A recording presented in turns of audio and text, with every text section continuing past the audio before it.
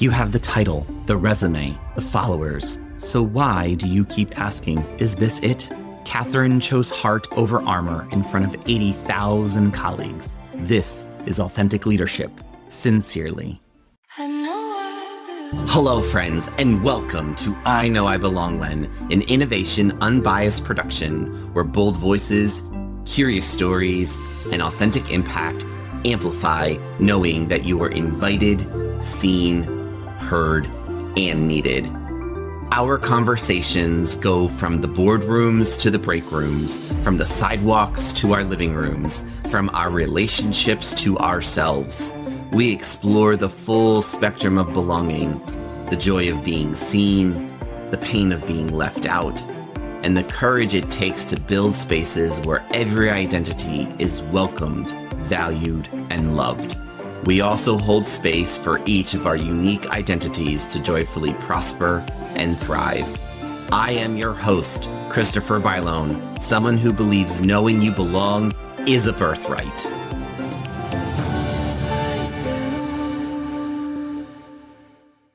What happens when you take more than 30 years inside of the highest levels of Canadian banking, a CEO seat, an executive vice president title at one of the largest financial institutions in North America, and a leader who decided that the boldest thing she could do with all of that power was to tell the truth about who she is in front of 80,000 people?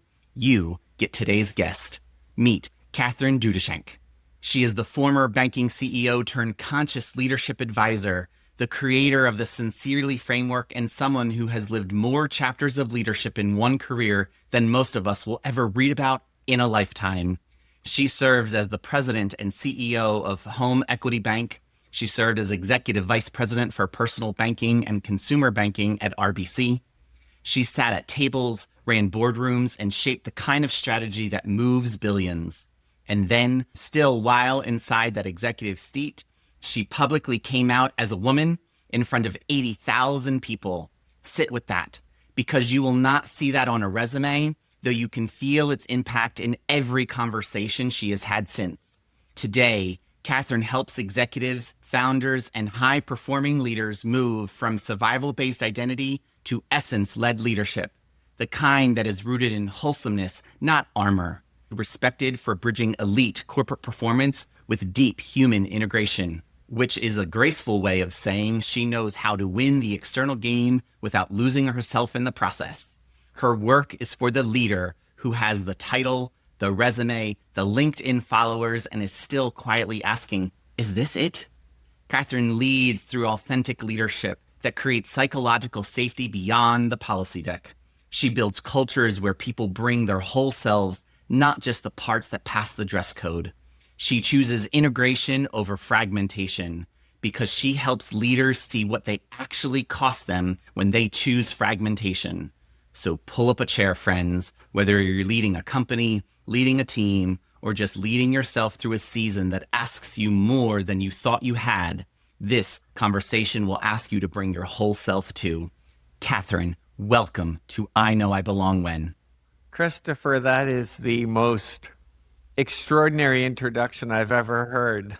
Thank you for your passion. Oh, thank you. I mean, look, I'm just reading your background in a way that just makes it fun and hopefully creates a place where you know you belong in this conversation. Well, it's lovely. Thank you so much for the invite, and I look forward to our conversation. Absolutely, me too. So, Katherine, you have lived inside of multiple chapters of leadership in one lifetime. Banking executive, CEO, advisor, author, woman, mother, mentor. Of all of those identities, which one feels like the most at home right now and why? Human. I'm a human being. I'm in a phase of life where I feel I'm as close as I've ever been to being Katherine versus doing versus performing versus fitting in. And it's been an extraordinary journey. I live with a level of love and joy and peace and creativity today that I could have never imagined. And at the same time, I wouldn't wish the heaviness of my journey on anyone. So, I'm a human being. I'm a human being first and foremost. And yes, I'm a parent and a mother and a former bank CEO and, a child that grew up in a home that had a lot of post-World War II prison camp, refugee camp trauma in it. I grew up on a humble farm. I grew up neurodiverse. And I've lived in a man's world and I live in a woman's world. And so I've got the gift of many perspectives. And what it's led me to is a journey that involved a lot of healing, a lot of integration, and a lot of love from others around me. And I think for the first time in my life, I feel a level of self-love. And I wish that for everyone. Oh, yes, yes. Beautiful. Thank you. Thank you for that. So your Sincerely framework is your life's work distilled in a single word. When did you know that sincerely was the word that captured what you wanted leaders to come back to? What a great question. I've never been asked this before. So I'll tell you a little bit of the history of the word sincerely. Please do. So in my first book, there's 2 others underway, and there's another 4 after that in my heart. In my first book, Sincerely Katherine, I was originally going to call the book based on the Supertramp song, Take the Long Way Home. And my dearest friend, she said, no, the title of your book is Katherine, period. Like, if your name was a sentence, what would it mean? Would it be complete? Would there be any stones unturned? And she kept referring to me as Katie.com. Because the title of your book is Katherine, period. And that felt a bit egoic to me. Yet spiritually, the word Katherine means pure and clean. And I do try to live my life that way. I don't, I'm Pisces. I don't react well to energy that's incongruent and unsettled between people. And we were brainstorming how to title the book. And the publisher was going, Katie, you can't call it Katherine because you can't Google that. And so we were saying, is it truly Katherine? Is it finally Katherine? And then one day, a friend of mine in the spiritual community comes to me and says, what do you think of the word sincerely?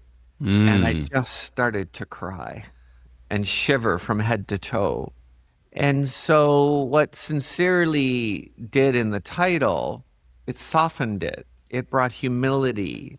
It brought a level of honesty and vulnerability and grace to the name, to my name, Katherine. And as I was publishing the book and writing the book, countless people said, Katie, you got to write your story. You got to write your story. And I was leading 25,000 people at Canada's largest company and one of the largest banks in the world at the time when I came out.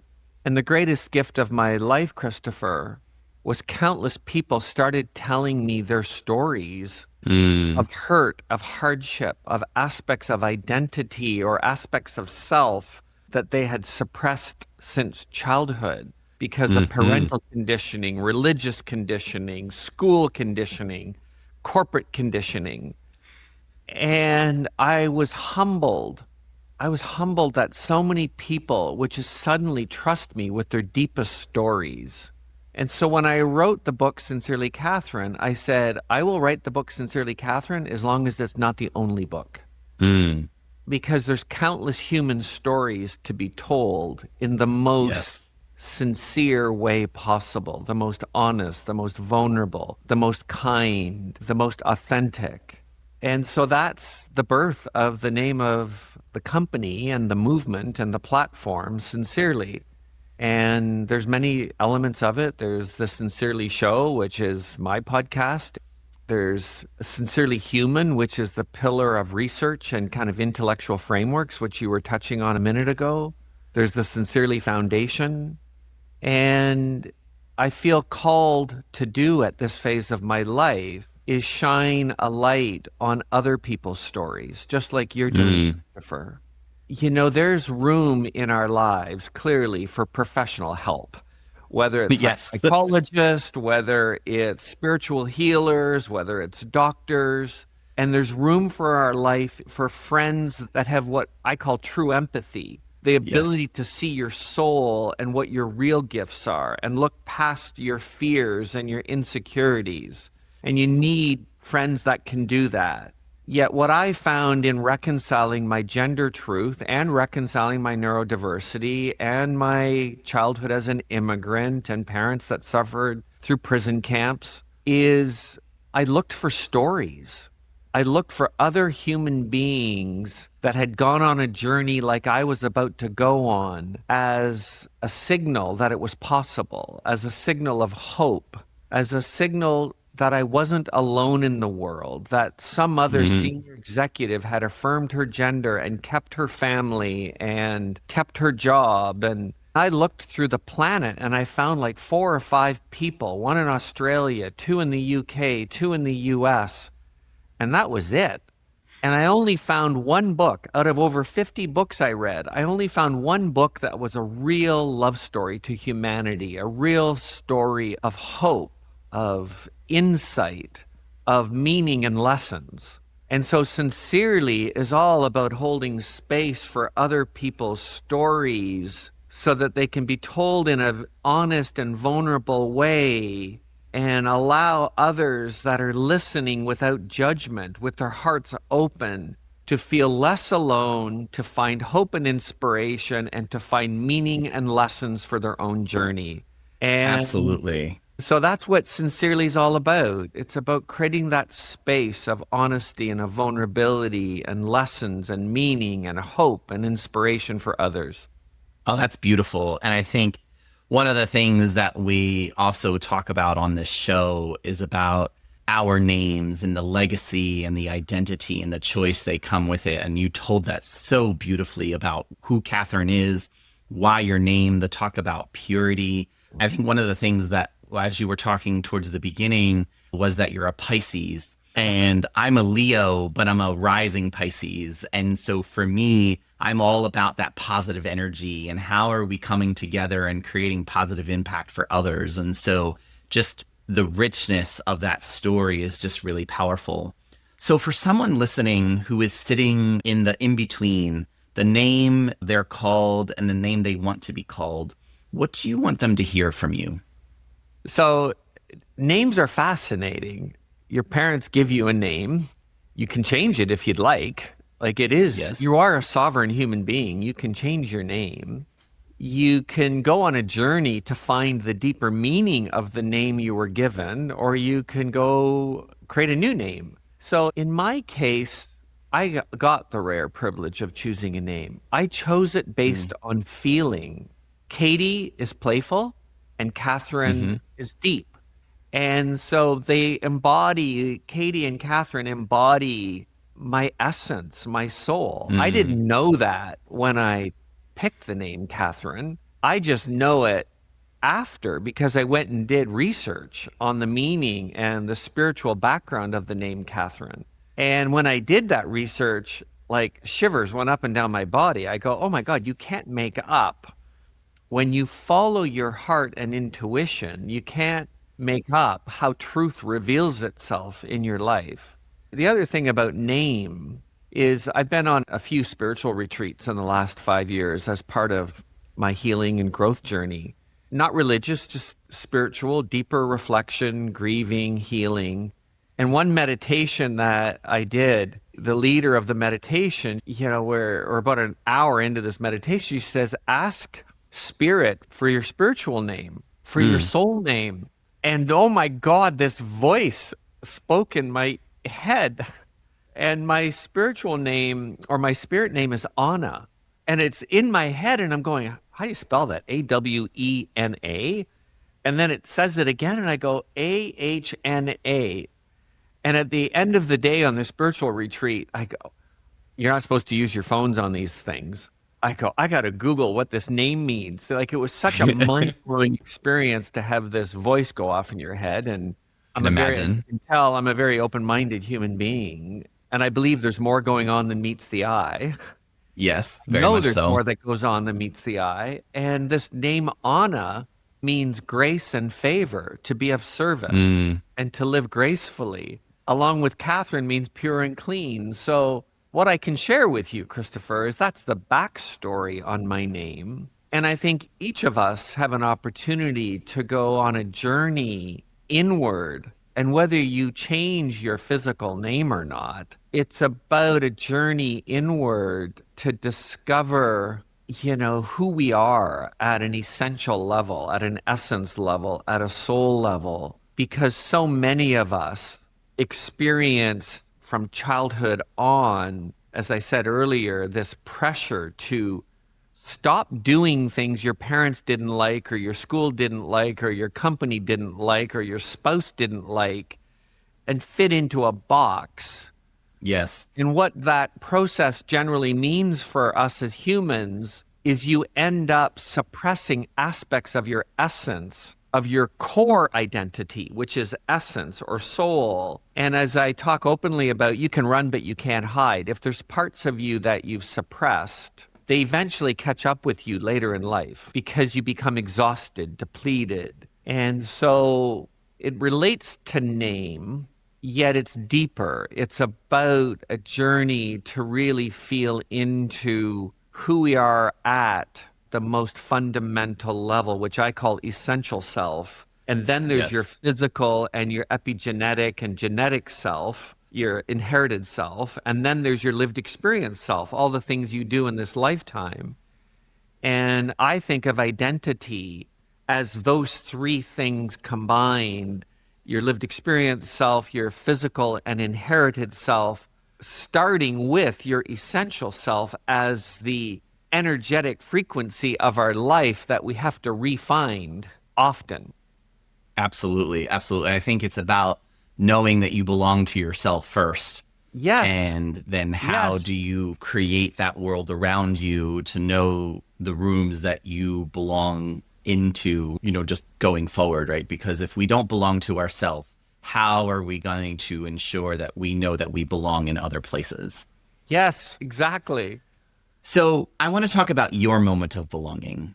So you have shared with us that you publicly came out as a woman in front of 80,000 people while still inside executive leadership. Walk us into the minutes before you stepped into that truth. What were you feeling, thinking, noticing in your body? That truth had many moments. I will share a few of those moments. There was the moment on August 25th, 2017, where I asked a dear colleague, what the heck is transgender? I was a banker living a very pure and proper life. I had no understanding of it.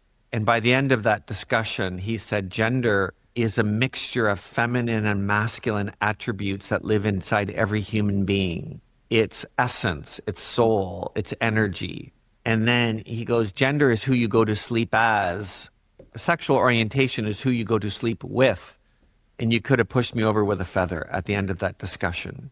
Within the following year, I went into severe anxiety, mental health challenges, and severe gender dysphoria.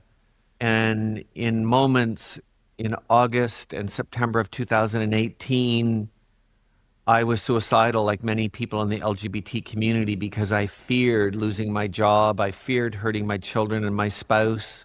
And a dear friend walked me off the cliff, quite literally. And she said, Katie, would you like me to send information to you on the intergenerational trauma caused by suicide? And it was in that moment I knew my plan was flawed, and I made a choice to live and to affirm my gender. The next moment was telling my three children, one child said nothing. So I said, so what? The youngest child said, what pronouns do you want to use? The next child said, do you want to still drive dirt bikes and snowmobiles with me? As a farm kid, Christopher, you'll understand that. Yes. And then the other child says, you better come out before you retire because you're going to rock the world. And then I came out to my CEO, and his response to me was, wow, I cannot get over what you've been carrying and the courage that you're facing. And we're here for you.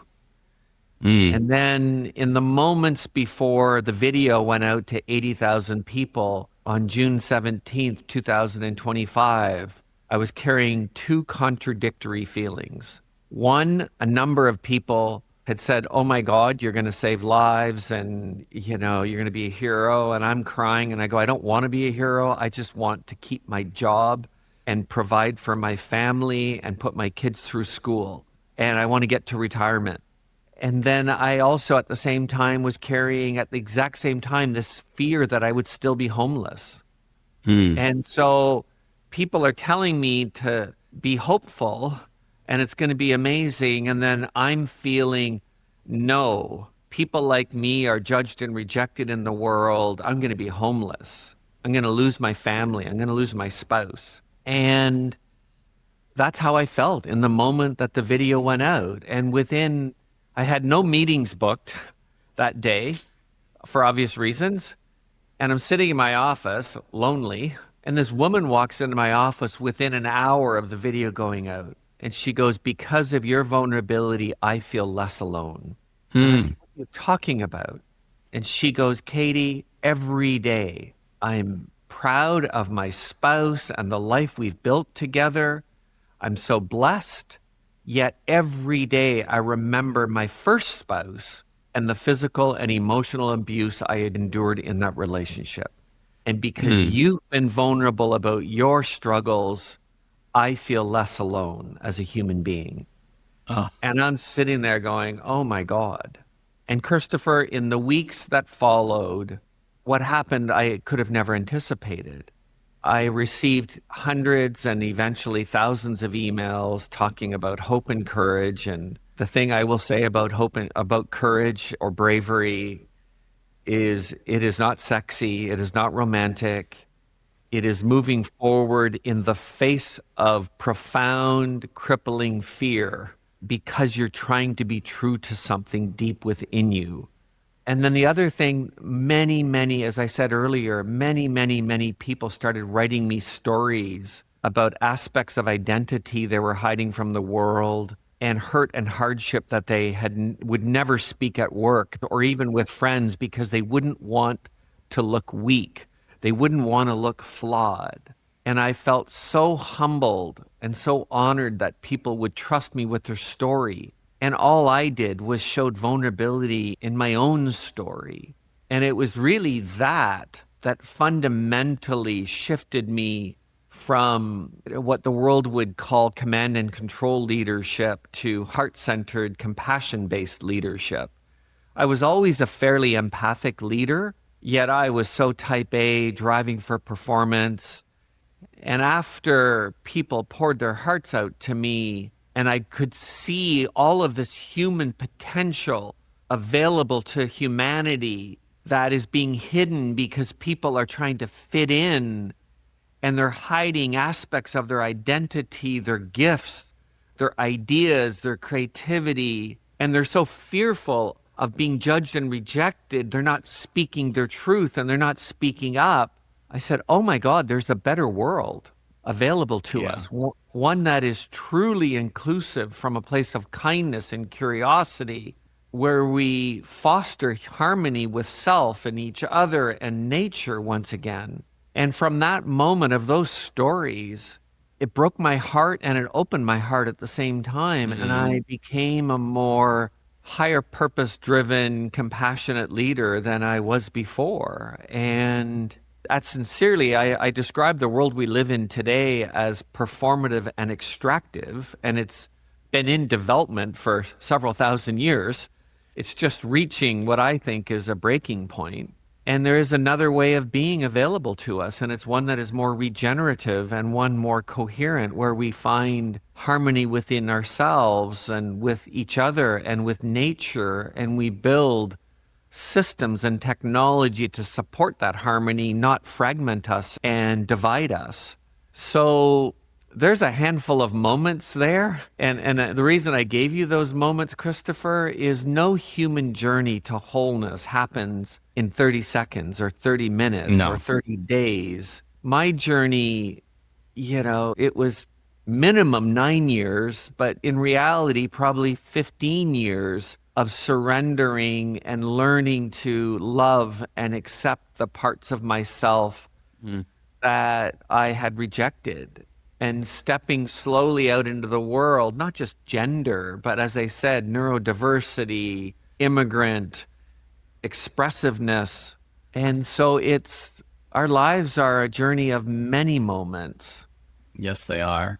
And the moment that matters the most is the moment we start to go inward and say, I'm going to get to know my essence. I'm going to get to know my inner child better. And I'm going to go on a journey to find a level of inner peace and self-love. That's the moment that matters most. It absolutely is. It absolutely is. And I think when, you were talking about, you were fearful of losing your family, losing your home, you were also excited about this opportunity, and you talk about, the courage and the bravery and the woman coming up to you and saying, thank you for sharing this because I'm no longer alone. I think you won the lottery there, my friend, right? You changed a life. And so for me, the work I do, the work you do, if we can just impact one other human in a positive way, it makes it all worth it. So for the executive listening who is sitting in a corner office and quietly fragmenting right now, what do you want them to know that no one told you before you were in that seat?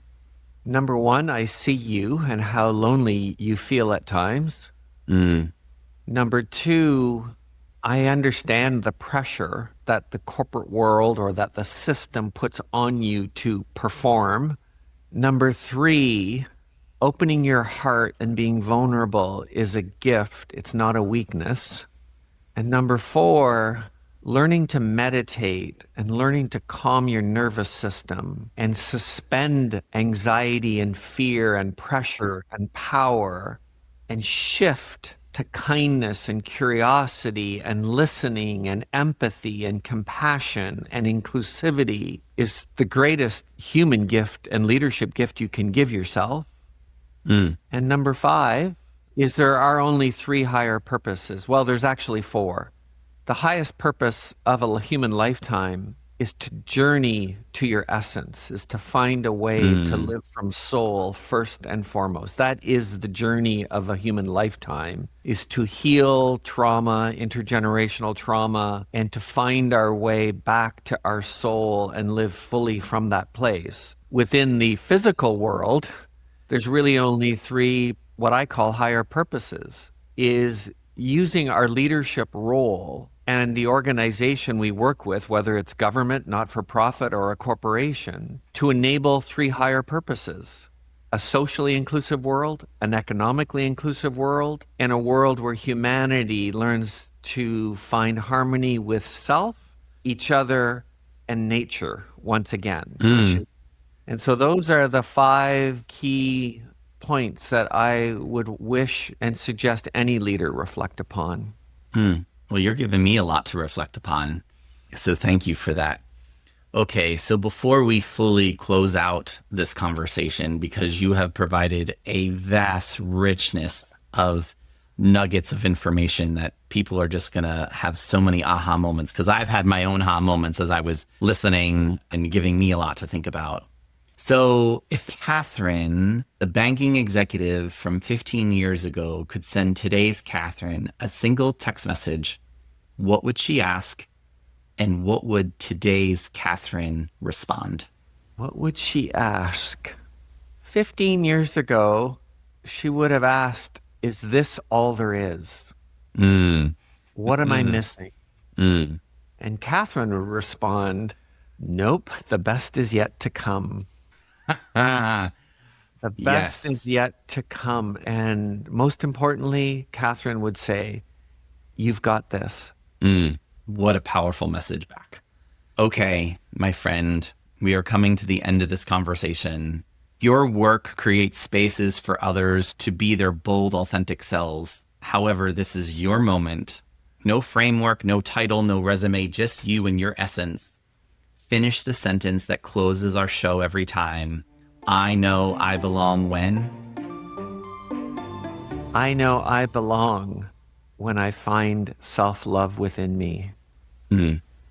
Self-love within you. Thank you so much for that. This has been an absolute pleasure.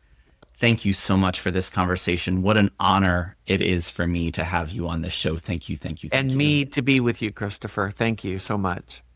This has been a great reminder that belonging is not a destination. It is a practice, and it starts with listening.